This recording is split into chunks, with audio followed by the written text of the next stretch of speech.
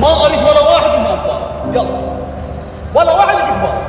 يلا هسه انتم تشوفون اتباعون عليه لكم خد شفتوه اكلتوه. يعني انا بصراحه هذا الرجل شفته هنا بالشيخ عبد القادر الجيلاني وشارع الشيخ زين، وكلها تفوت منا يشوفوه وما حد يروح يخبر. يعني اتمنى الشرطه المجتمعيه هاي رساله لكم زين واهله زين، اقول لك خواتم الشعب هذا حاله هنا. تعال وردت لبن؟ وردت لبن؟ تقدر تقوم؟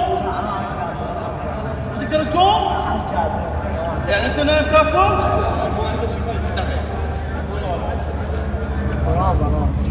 صدق رابط جبت لك صمون حار، جبت لك صمون احسن لك. ولا والله صمون احسن لك. صار هسه اودك ثاني. يلا بسم الله.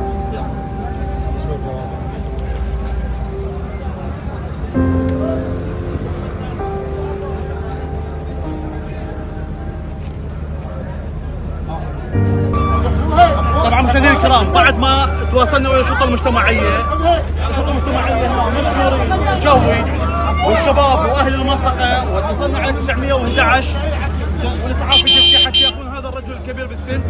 تواصلت وياهم من الخطيه هنا هو متاذي زين وحاضه مكسور. فاليوم اهل المنطقه تعاونوا والشرطه المجتمعيه مشكوره بجهودهم، جزاهم الله الف خير وما قصرتوا.